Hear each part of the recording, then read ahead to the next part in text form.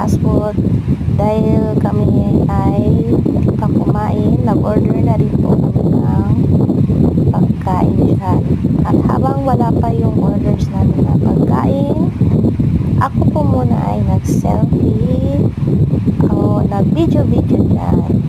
Ayan guys, maghanap po yung ano nila dyan, mga upuan, mesa, at lugar sa loob.